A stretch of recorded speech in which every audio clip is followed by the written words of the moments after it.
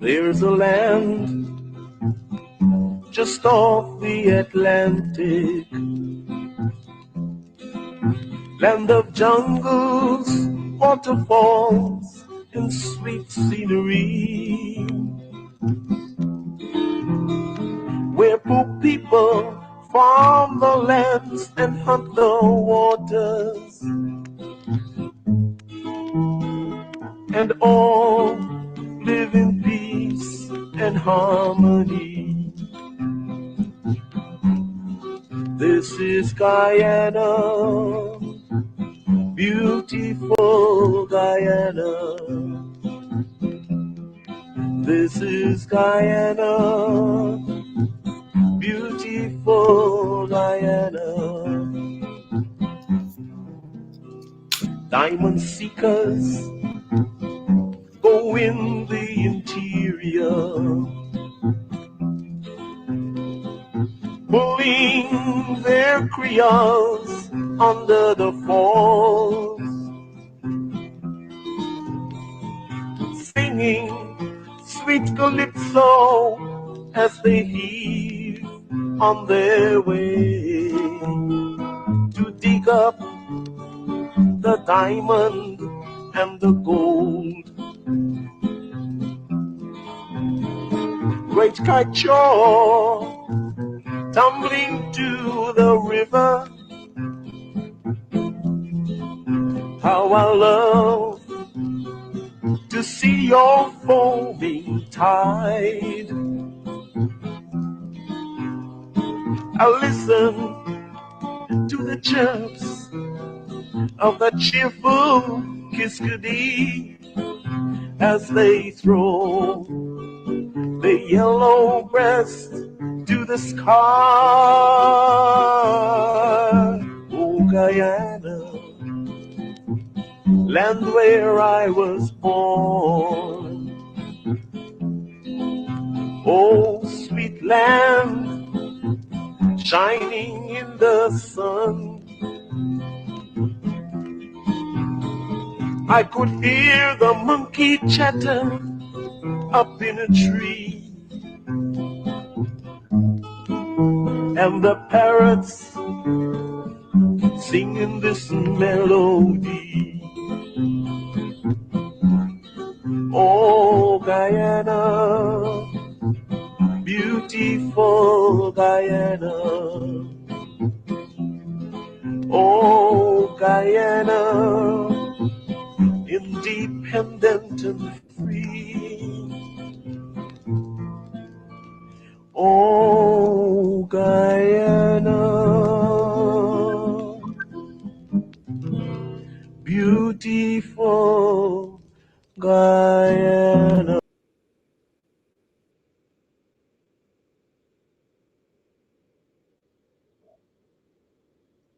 As the young people would say, oh, yeah, yeah.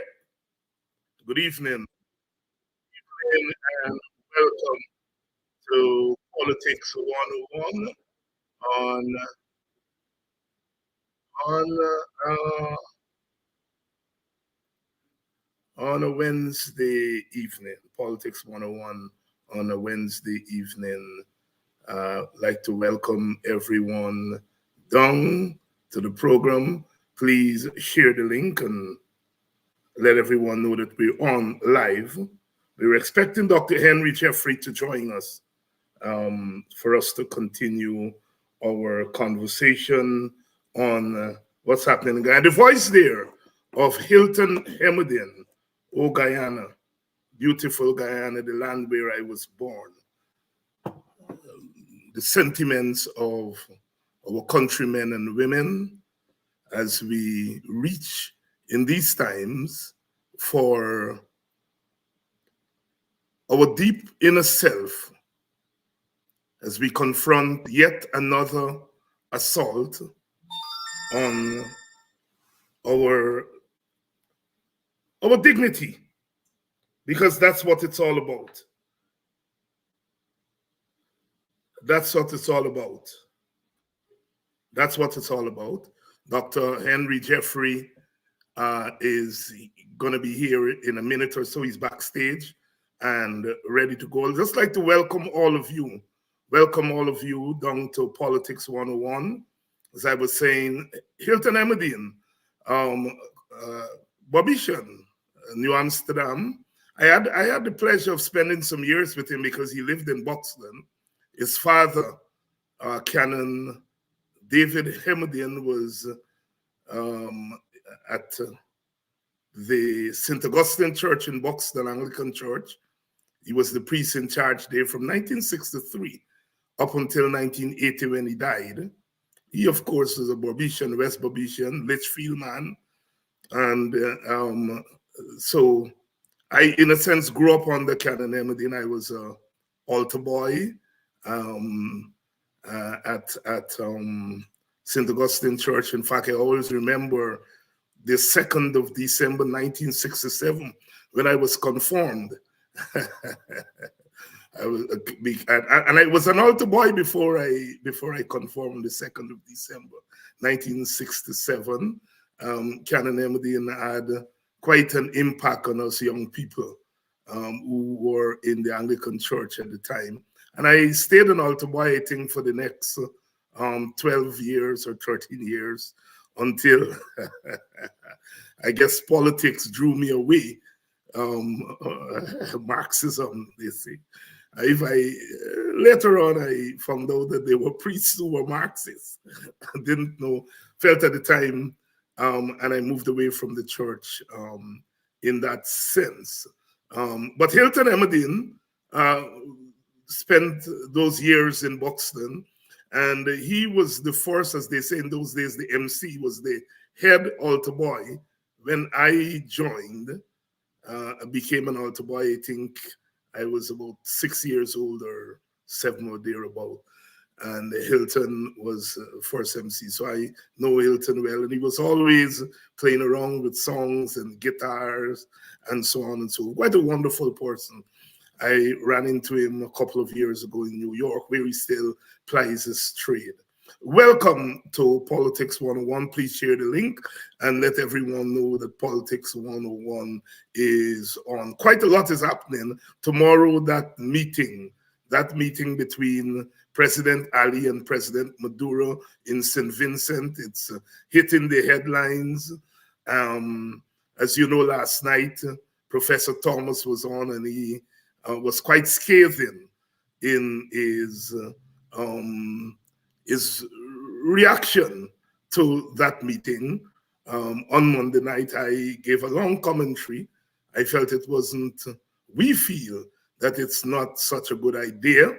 It is not such a good idea for the president to go there. As I said, I'm not objecting to meeting. Everything should be on the table. But my position is that what is it Guyana is going there to talk about, if not the border issue? And what do we want out of the border issue? Is very simple: for Venezuela to withdraw its claim to our territory. And I don't think Maduro is going to that meeting to do that. I hear our president say he's going there not to discuss the border issue. What the hell are you going there for then? But anyhow, Jeffrey will weigh in on that. He knows more about these things than I do, as he was part of the practicing of statecraft in a way that I have not been. Welcome to Politics 101. Welcome to Politics 101. Please share the link. Please share the link. Please share the link. Politics 101 is on with Henry Jeffrey. We are also going to be talking about that 6.5% I pass. That's 6%, 6.5% that's offered to the public. Well, not offered, it's given. It's not offered. Given. And, you know, I have spent my entire political life, which is quite a long time, always hearing that, you know, we can't pay the public servants. We can't pay, you know. One got used to that argument that there was no money. I don't think this government can say the same, that there is no money. And I was very blunt. I was very blunt in my comments over the last couple of days. If I were this government at this time, I would be giving the public servants most, if not all, of what they're asking for. Because I want their sons and their fathers to go on that front line and to, I don't want to say fight for Guyana, because if the Venezuelans decide to march across, there's not going to be much of a fight, but at least to go there and to confront the Venezuelans. And I'm asking their sons and their husbands and their fathers to go. I'd be giving those public servants what they want. But the ideology of domination does not even allow this government to pragmatically see what they ought to be doing. We are where we are. We are where we are. We are where we are. Good evening. Good evening to all of you who are joining us from the Essequibo Coast, Essequibo Islands. Those of you in Region 7, Region 9, Region 8, good evening to you. Good evening to all of you. Those of you who are joining us from Linden. Linden is not very far away from the action. Not very far away from the action. Good evening to you wonderful people of Linden. Whether you're on the Wisma side, Mackenzie side, you're on the highway, welcome to Politics 101. And brothers and sisters in the quarantine in Berbice, welcome to Politics 101. We, of course, this week are saying goodbye. Goodbye to Joe Solomon, legendary cricketer, who died this past week. And those of you who are cricket fanatics, as I'm sure you are, would remember Joe Solomon and the tight test in 1960-61. And it wasn't a fluke. I interviewed Conrad Hunt a few years ago in Barbados, and he said when they were in the nets, Solomon would be practicing, trying to hit that one stump from square leg. So it wasn't a fluke. Joe Solomon, part of that a group of cricketers that came out of Berbice. Solomon, Kanhai, Butcher, Madri, who was not as known as the other three. They were said to have been discovered by Clyde Walcott, who was working with Booker Sugar Estate at the time. And some people are questioning whether Walcott was the person who discovered them or whether it was Robert Christiani who told Walcott about that talent there. But Joe Solomon, dead, and Clyde Butts, wonderful, wonderful guy, my Coney man, dead on the roads or roadways, carnage on the roadways. Clyde Butts, who should have played a lot more for the West Indies had it not been in the 1980s and 1990s when we were beating the world with pace. And whenever we needed a spinner, we would go with Roger Harper. I think Roger played about, not 25, about 25 test matches, if so many. So Butts was only able to play 6 or 7, but he took a ton of wickets for Guyana. We say goodbye to our great cricketers. And those of you who are into cricket, well, the West Indies won last night by 6 wickets, that T20 match. I'm not a big T20 man. I don't think that it's too much cricket there. But what are you going to do? I mean, that's where the action is. And having won the one-day series 2-1, we've gone one up in the T20 match. We'll see what happens. Quite a lot of controversy there surrounding our cricket. When has our cricket not been controversial? When has it not been controversial? Welcome to Politics 101. I see my sister Novella Noble is on. Good evening, sister. Hardworking, patriotic sister down there in Georgia. How about the wonderful people there in Georgia, in especially in the Atlanta area? And I had the pleasure of spending some time there with them earlier this year, and look forward to um, going back there at some point. They have a wonderful group there and doing a lot of good work for Guyana. And I saw Novella and others at the conference on Guyana a couple of months ago. Good evening to all of you. Maryland, the people in Maryland, Washington, D.C. area, welcome to you. That's my, if there is a part of America that I call my home, it's Washington, D.C., Maryland area. That's where my people are, my siblings. My mother is still alive, is there. And I spent a good 12, 13 years there when I first came to America. Good evening to you and lots of friends I still have there. Good evening. How about you people in Canada? Very loyal viewers out there in Canada.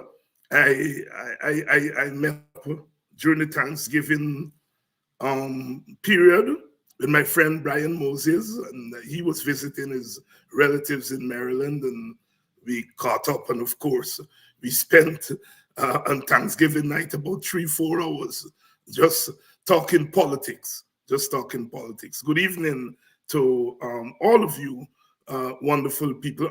Not just Brian, but it seems as though the women, the ladies are more into this politics thing than even the men.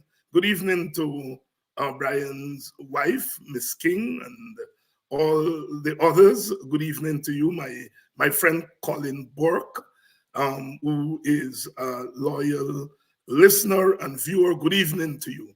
And good morning. Good morning to you in the United Kingdom. It's morning. And I said, I don't know how you all do it, because when you all are done with me, you go to um, Mr. Duncan, Sherrod, and then to Mark. When do you have time to sleep in England?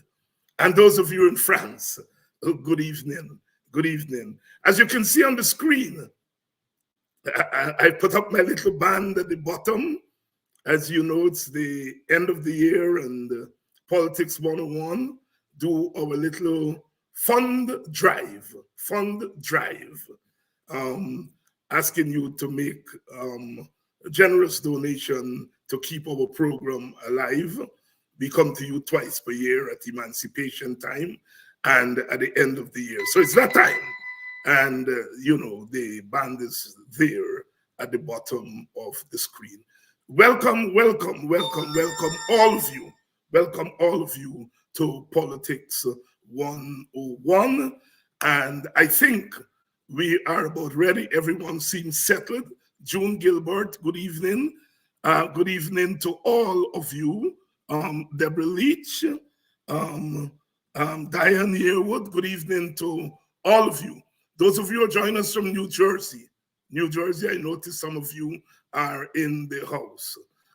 Welcome to Politics 101. Let's bring in Dr. Henry Jeffrey, because I'm sure he has quite a lot to say. Dr. Jeffrey, good evening. David, thank you very much, and thank you very much to your viewers for having us in their abode. Yes, and are you a big cricket man? I know you. No, I am. I played a little squash. I'm not like you. It's not a. No. You're not a fanatic like me, but you're into living with cricket. Yeah. Well, yes. I mean, which guy isn't a bit taken back up with cricket? But no, I'm not a big fan of. You played squash? I played a bit of squash. Yes, that's about it. Yeah. When they the multilateral schools came in. It was my last year of high school, and squash was one of the games that they introduced. And Okay. here we were in Buxton, playing squash. We consider it to be a tongue sport. But you a countryman, how you end up playing squash? No. Well, I wasn't a countryman when I came back. Oh, I when you came started. back. Yeah.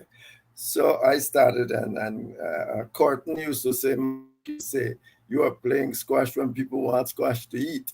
But Who caught Mark? Mark. Ah, But oh yeah. You all were colleagues at UG. yeah, Yes. yeah, Yeah. But I remember no, when you very and active kind of a game. Mark Yeah, and Toshira yeah. came back and were in the political science department. I was just leaving UG at that time to come Yeah, abroad. Dr. Jeffrey, quite a lot has happened since we spoke 3 weeks ago. yeah. The Venezuelans held a referendum, and as referenda go, that was that.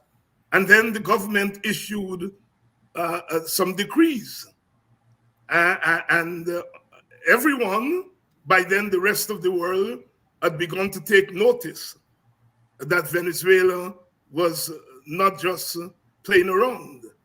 Um, Now, the referendum apparently was not a success in terms of turnout. The opposition and other independent observers said that the turnout was low.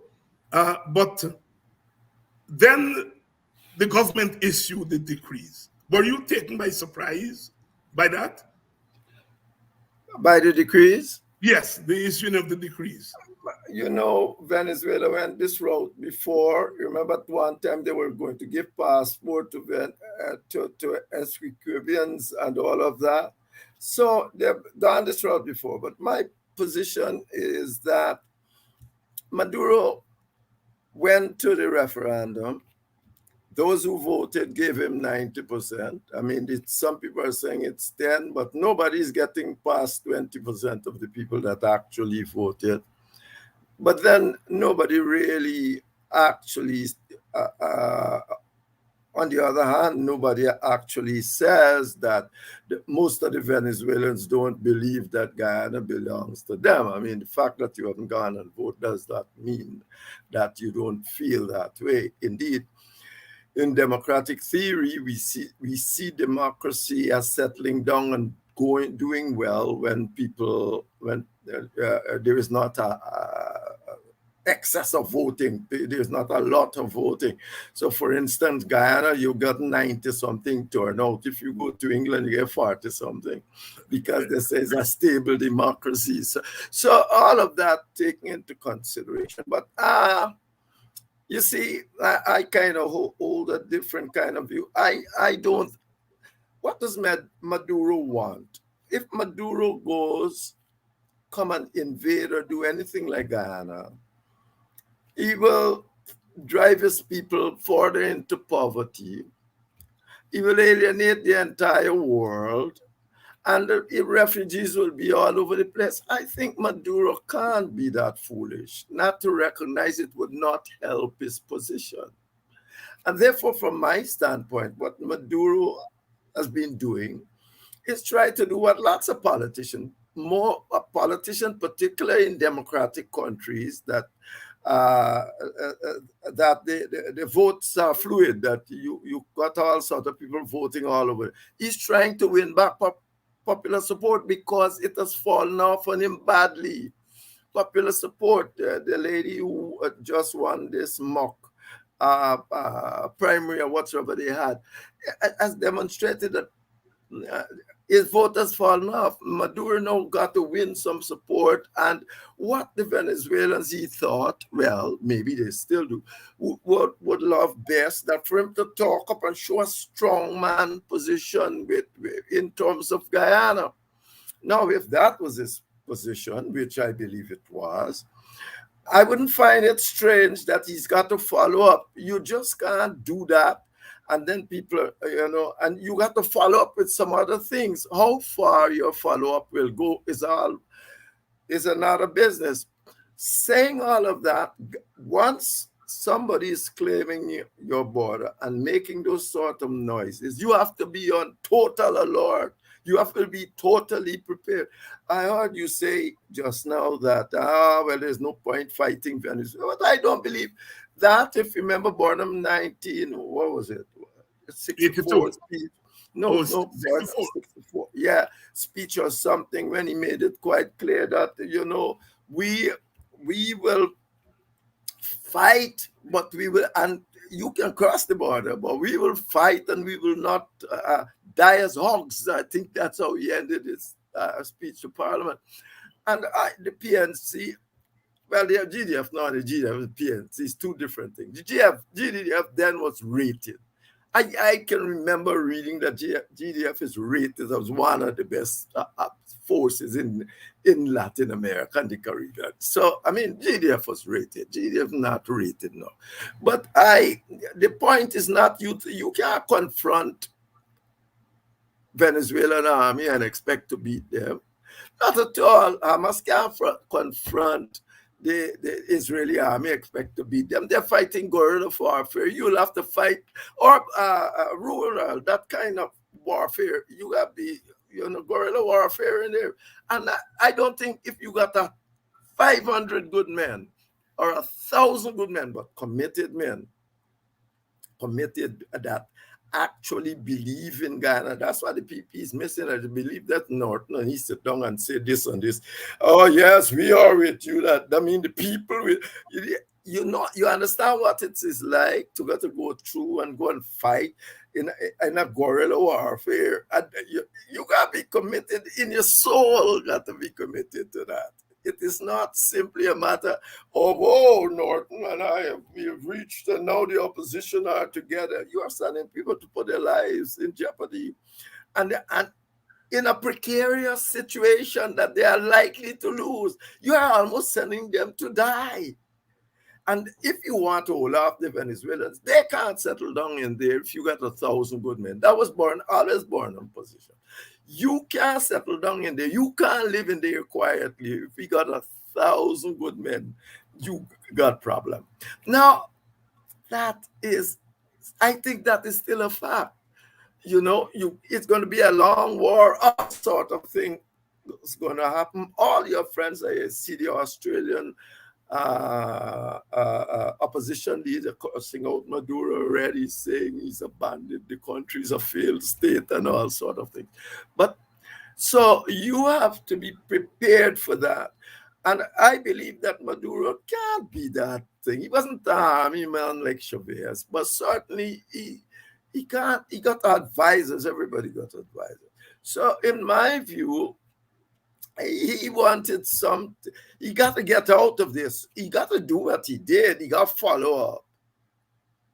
And as I said, politicians in democratic country, Clinton, I think I said it in my little article this week, Clinton, that his advisor says, man, your popularity is going down. You need to win back. And he said, bomb in Kosovo there and so on, the Serbs and so on, bomb them because you will look strong.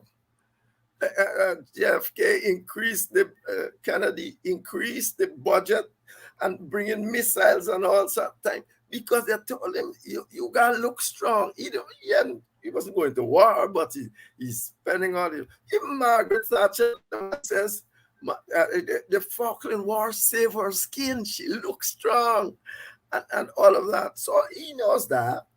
And so he went out there and do that. He had to follow up a little bit, but he got to get out of it. He has to get out of it. And I think that I said that he won, he won already if that is what he wants, because he's getting out of it by going to talks. And we're going to get to the talk, but you raised some very important issues that I want to follow up with. And that is the issue of men and probably women on the front lines fighting Venezuela. That has raised a whole set of issues. It's raised issues of army preparedness, whether our armed forces, our army, whether the government has invested in modern equipment for the army. It has raised the ethnic question because the army is predominantly one ethnic group. You have a government of another ethnic group, and we have been hearing rumblings from some ranks, their families, raising the question about whether they should go and fight and die for Guyana. We have talked on this program. You have been very, very, very strong on the challenges of the kind of society that we are, the bifurcated ethnic society that we are, and the challenges for governance. And now here we are with the possibility of having to fight Venezuela. As you say, Venezuela crosses the border. We have to have a fighting force. And the question of who are the ones who are going to be fighting is raised within the context of ethnicity. Comment on that? And it's well, I don't have to comment on that. God, that's just what I just said, because essentially that is it. When I say people are it, and let me explain to you what I believe. And Yes. When one set of people are not committed, the other set of people are not as committed as they could be, So if you got a whole black people saying, why should we go, and I'm hearing it too. I'm hearing it, Yes. and this, the PVP, and all of that. But my thing is, don't think the other set of people sit down there and say, because you are actually, if you send a man into guerrilla warfare, which is all you can do down there, you got to hold Venezuela till your friends come or who could come and help you or the UN meet or some sort of thing. And you cannot expect people to, it's almost a death story you send people to, and they're going to ask themselves clearly, what am I doing here? What am I? Am I that committed to? All of us know the Venezuela story is nonsense, that it brought up. And even this, as I said with Chavez, is he just playing there to win back popular supporters, a strong man who is going for what the people believe in and all that. But you got to be prepared, because pushed to the limits, he might be forced to do something. And that's why I said, by just meeting, he has a win, because he's already telling his people. Oh, I brought them to the table. You see, the court was not enough, and that and that and that. But I believe you gotta talk. I believe at the end of the day, wars end two ways. It's either you are totally destroyed or you discourse things. So are you in favor? Do you think that Ali was correct in accepting the invitation to go to the meeting? Let me say what I'm going to say, and then you'll see if I'm saying the same thing. All right. I am saying that if I was invited to a meeting like this, with my position, Ali might think of things coming over the border and all that. My position is bluffing. So effectively, I would have said, okay, he wants to talk. Let's have a back channel. I want to know what we're going to talk about. What are the scope of all of this? I would have called Norton and I would have said, here, me, you don't agree, but listen what's happening. Get one of your chaps, get one of your, because all this is in confidence. Nothing is made public. Yes. Big and brother.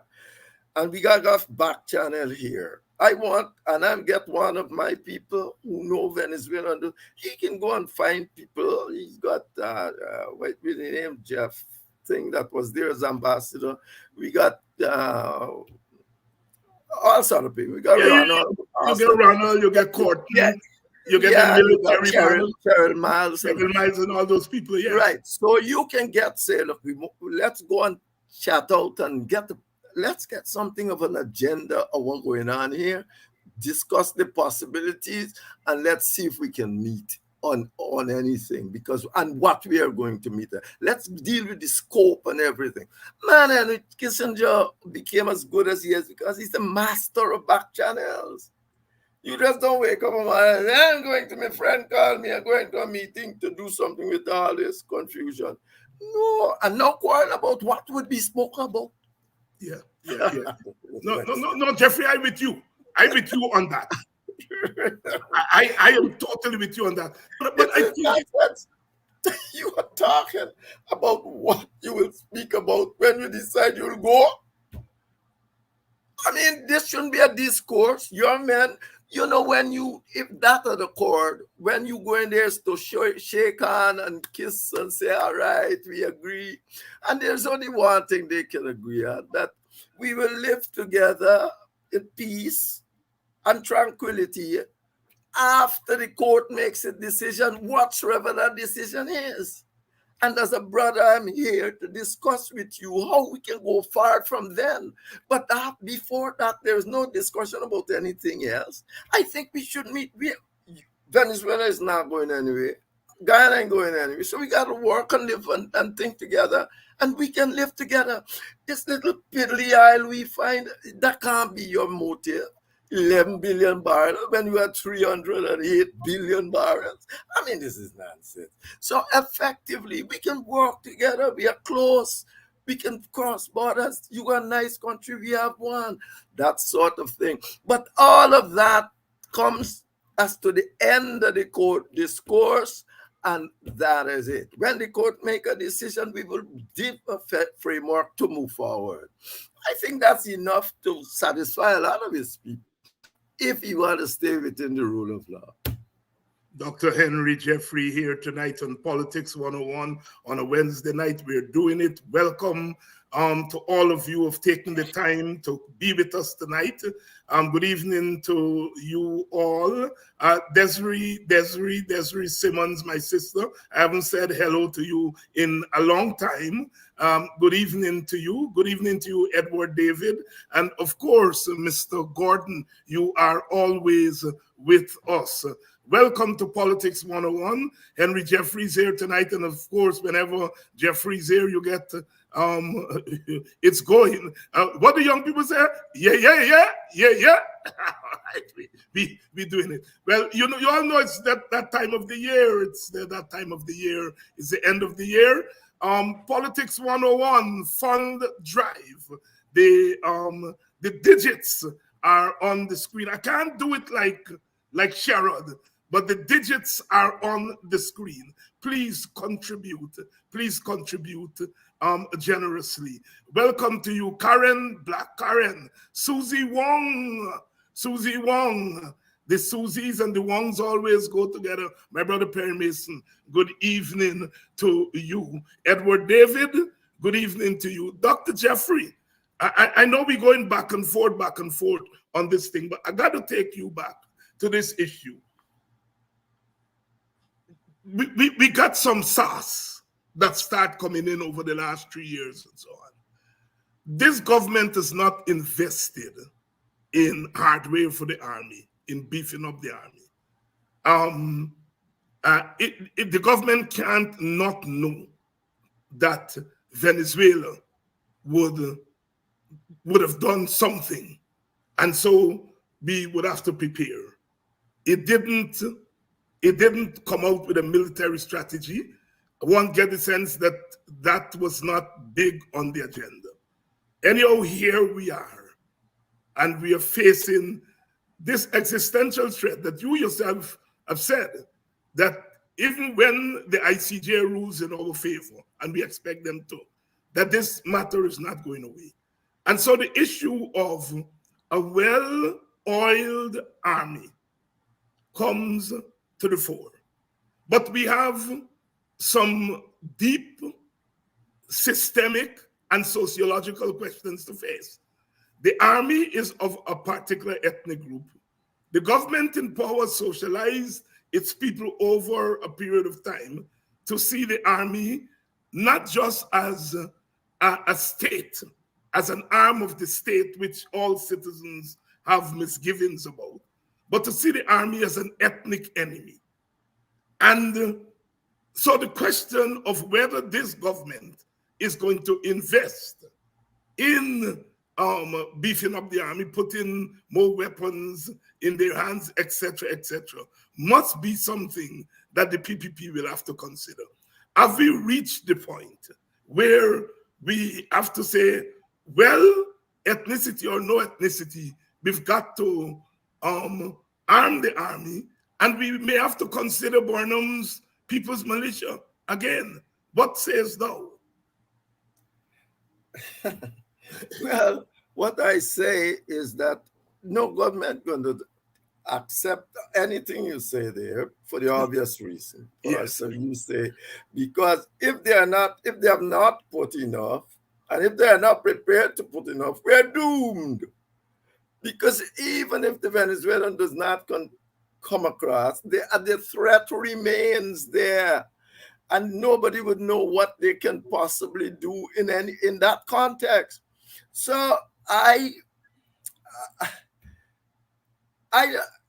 if as I said, if you go to government, they're going to say they put enough and all that. What my position is that you have to try to get back the GDF to the standards it was under Forbes Burnham. Now, this, as I told you, GDF, I read it. If I know it, I would have gone to. I read GDF was classified as one of the top. You got to get back there. Now the PPP and their mode of doing things would think that is a threat to them. Yes. Obviously, they think the police is a threat. They think the public service is a threat to everybody, because you are giving all these black people a whole lot of guns and sophisticated training all over again.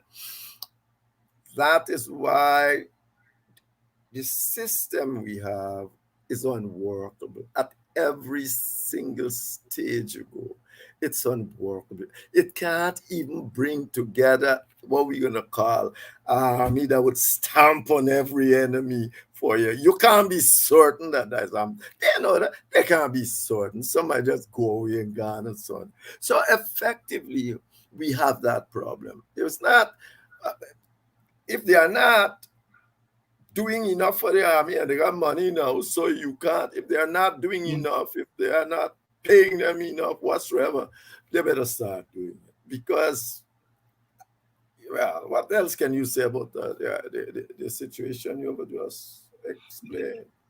Jeffrey, you have not been shy about talking about your experience while you were there in government. I noticed some people who don't think through these things are asking what you did for black people when you were in government. And your response to that is classic. But I want to ask you, you know these chaps.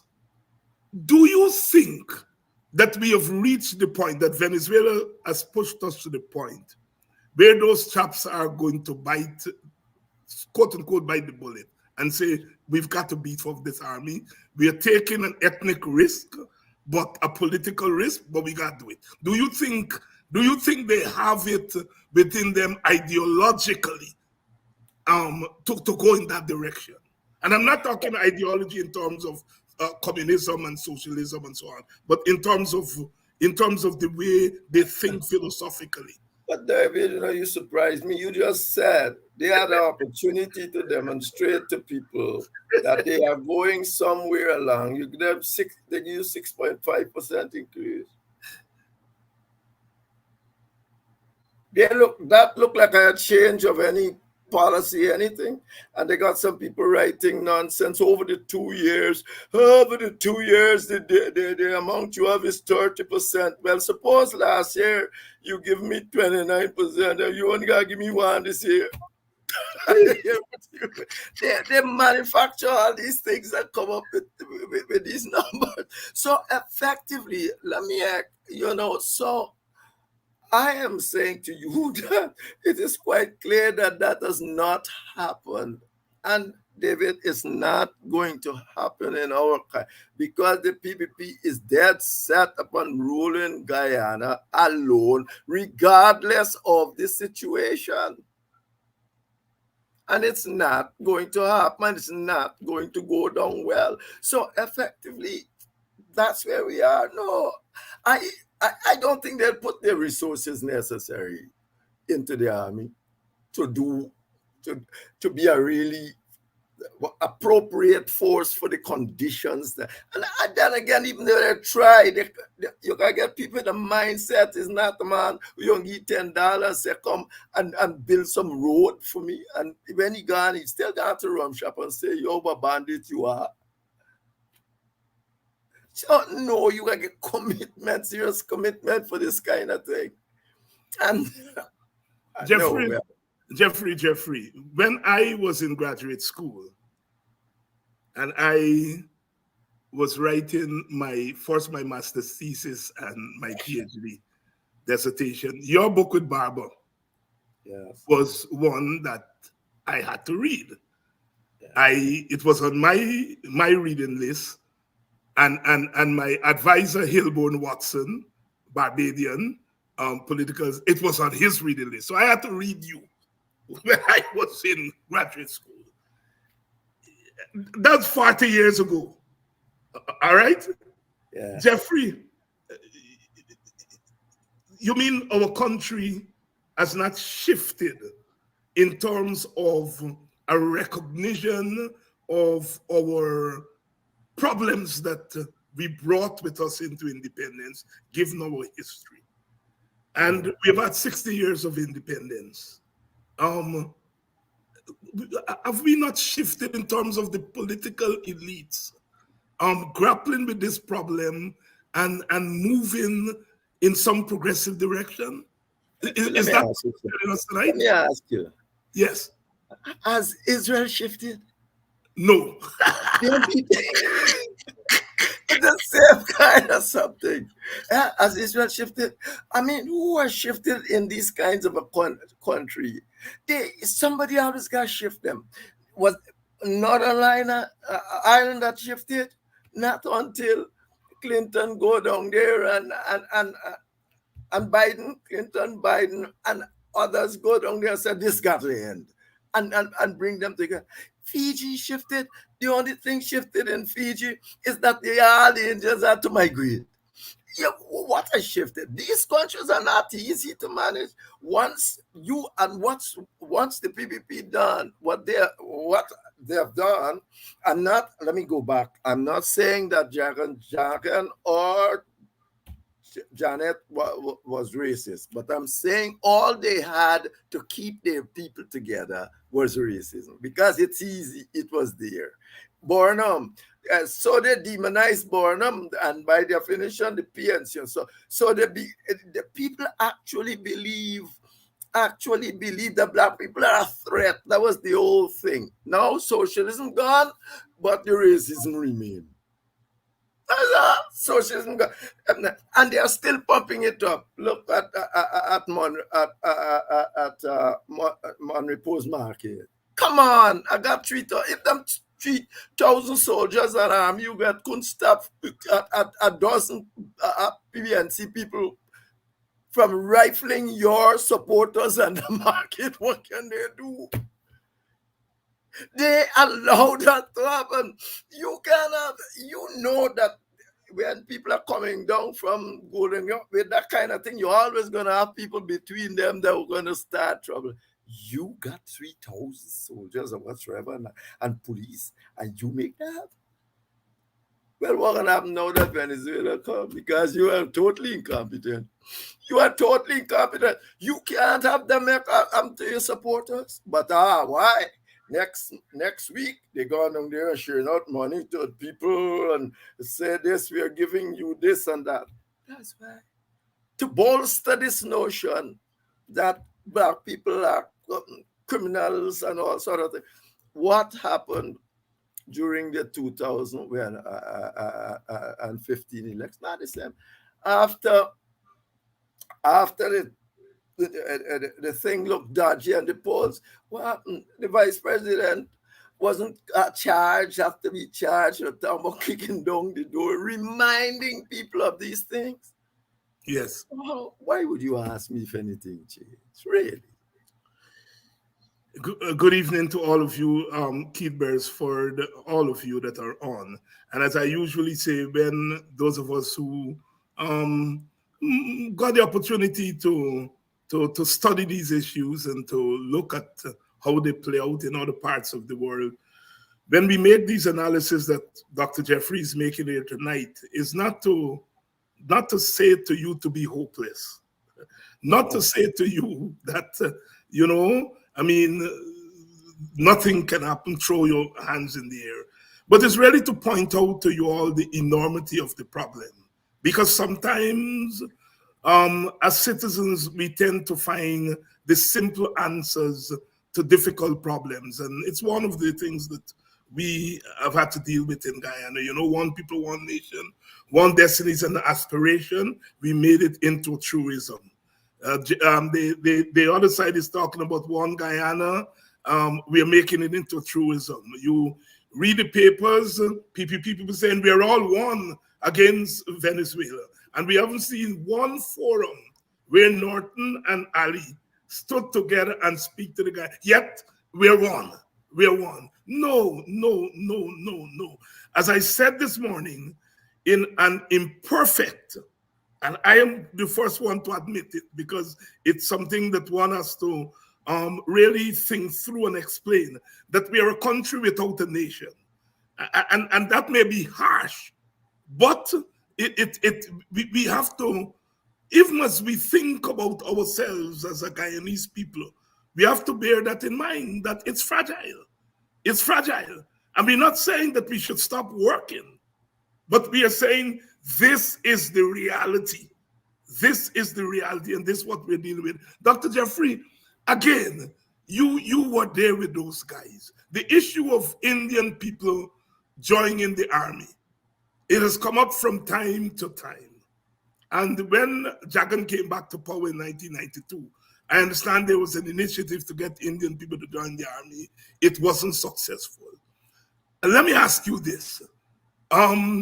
Why Indian people are reluctant to join the army, one. And secondly, is this generation of PPP leaders, do they really want Indian people to join the army, or are they more concerned with these phantom groups rather than beefing up the army? Well, they might. That's a hard question to answer, because in the sense that I think they tried, yes, to get Indian people to join both the army and the police. Nowadays, remember, recently they're talking about having regional police and that sort of thing. That got its own problems, in the sense that you are letting the police more or less staying at home in his community, and that got a host of problems. But, I think that, yes, they actually tried. But if that ain't working, it has not worked, and they believe now that there is a threat, you got to find other ways. The Ali phantom this and phantom that is just a result of that kind of activity and belief and that sort of thing. It will never end. It will never end until both parties feels that they have equitably part in both the work and results that emanate from Guyana. And both parties don't think so. And the trouble is with that is that if the PPP comes and says that the Indians are not getting sufficient, there is nobody in the African camp can tell them to get in. It's not true. And vice versa. Mm-hmm. Mm-hmm. So what you gotta do then? What you gotta do? You got to rule this country together. There's no way out of it. And the Americans know it. Everybody knows it. They went to another island. They went through that same situation as I just pointed out to you. You can't, the PNC can't rule this country alone. No, the PPP can't rule it alone, because you have over 40% of the people of this country don't trust, on both sides, don't trust the other side. Dr. Henry Jeffrey here on a Wednesday night. We are discussing all things political. We are talking about the Venezuela threat and how that has really touched other aspects of our political reality, our political culture, our political architecture, and generally the sociology of our country, ethnicity, class, and so forth. Jeffrey, 6.5% to the public servants. You were once a minister, minister of education, and you had to deal with wages and salary at a time Yeah, when there wasn't much money. As you said, Jagan once said, open up the book. yeah. And if they get the money there, give them, you know. This government has money. And as I said at the beginning of the program, you want soldiers to stand up if whether Venezuela come over the border or not. You want the army to be ready. You want to have a force of men and women who are ready to at least put up a front for us. And in the public services, their mother and their sister and their daughter and them you gain them 6.5%. What's going on in the head of the PPP? First of all, David, you're right. The government got money. The question, and it bears on the question you ask if there is any change in the outlook. Take, Mhm. for instance, take these numbers, or those content numbers that they got on the people writing up a lot of things about government revenue and all of that. Central government expenditure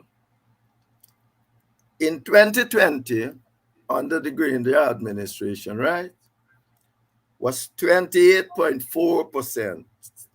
It says here, this is IMF numbers I'm giving. Now, Henry Jeffrey, not the government of Guyana. Nobody wants to believe anything the government of Guyana, so I went to IMF.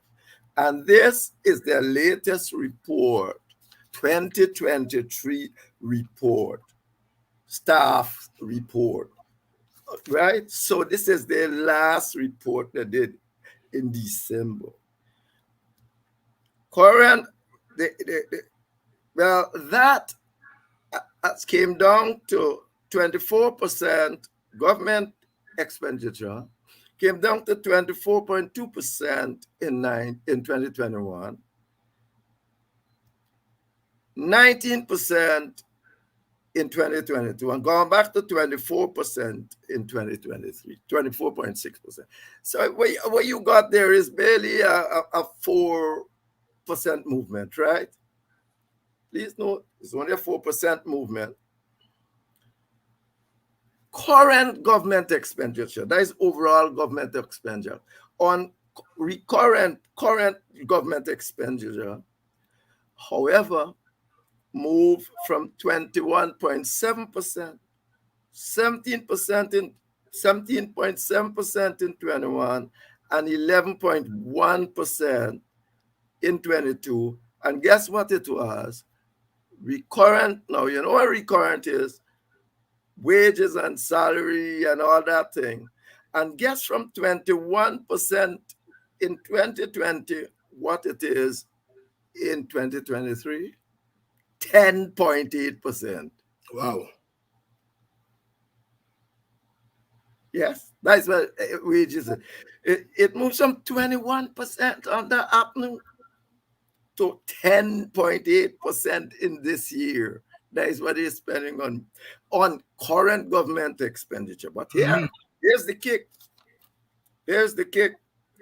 Wages and salary, which was 6.3% in the afternoon time, moved to 4.9% in 2021, 2.9% in 2022, and 3.1% now. It was 6.7. The wages moved from 6.7 wages and salary from 6.3% to 3.1. It's half the amount of money they're spending on wages and salary today.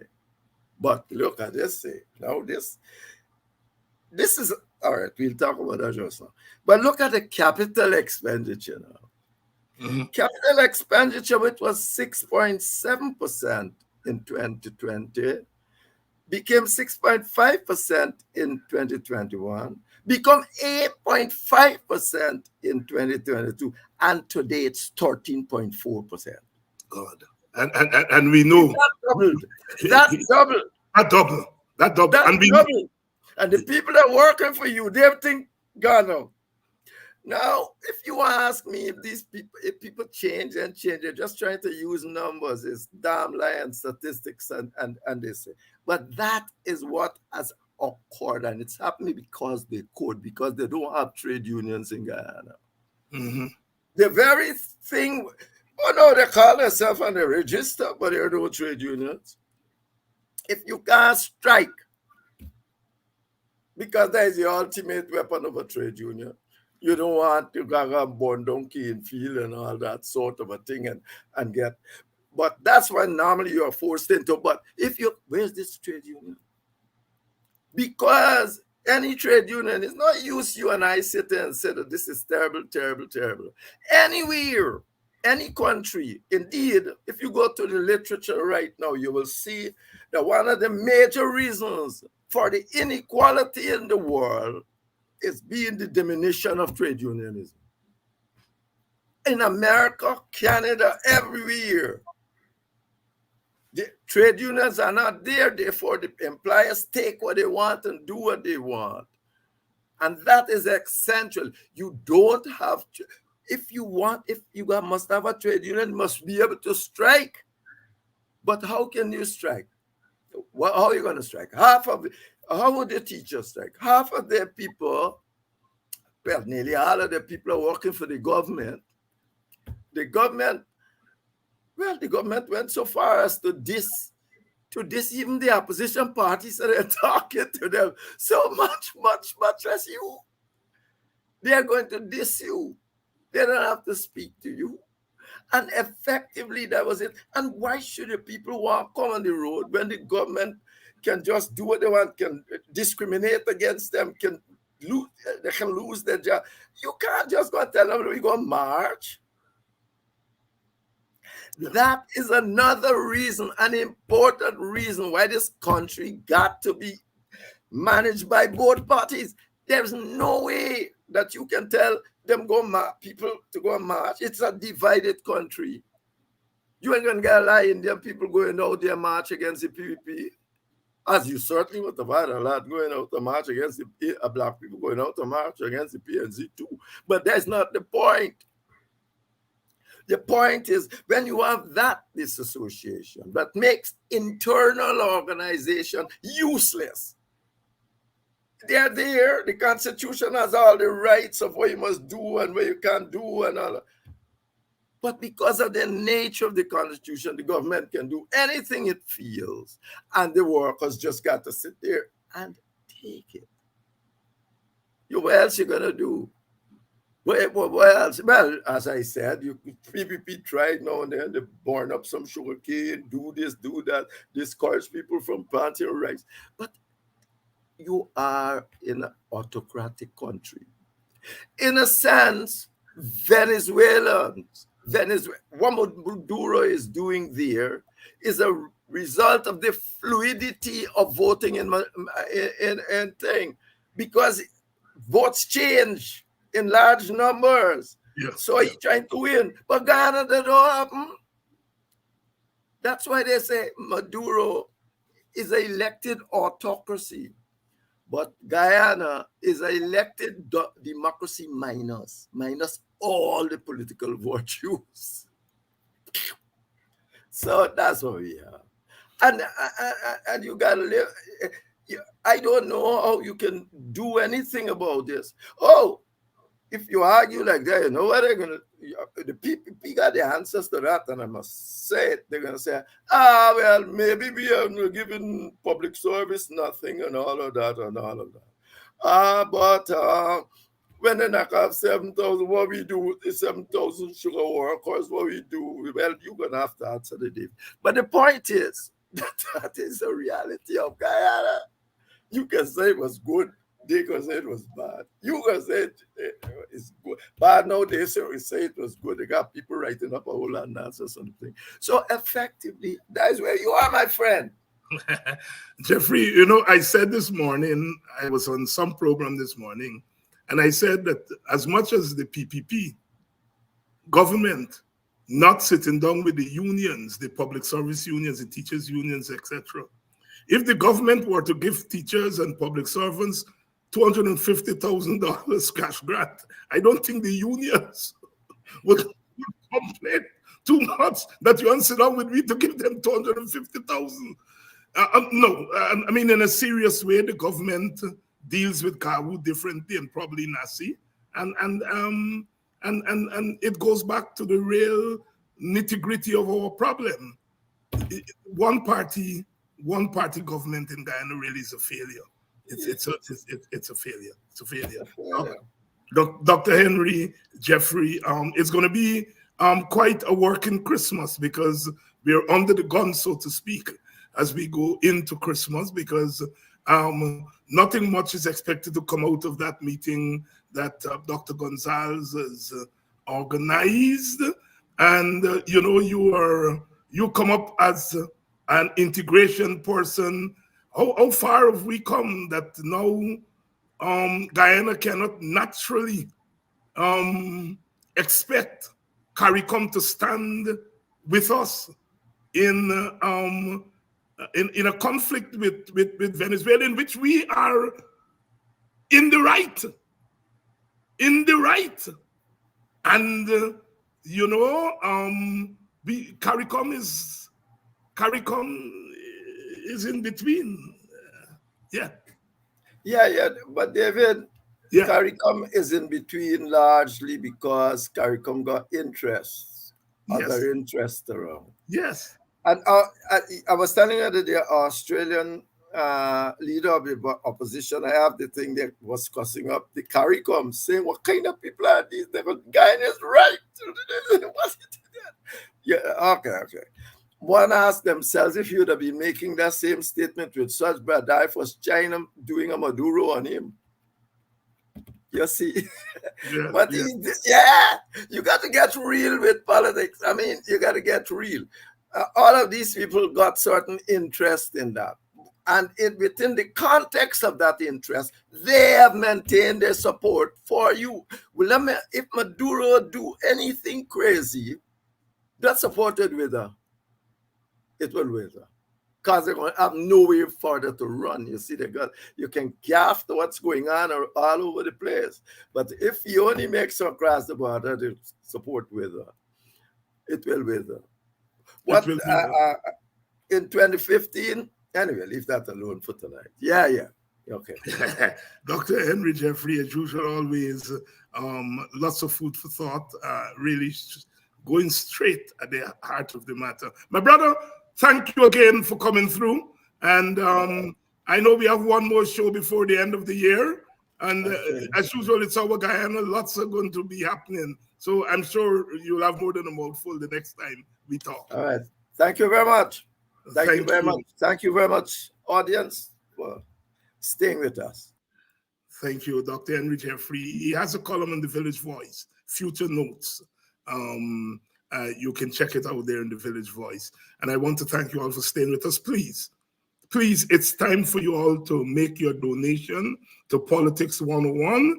The Cash App handle is on the screen. You see it there, the $ BUXT. Of course, those of you who are PayPal, it's there. And we do what is that other thing that you all do? Zelle.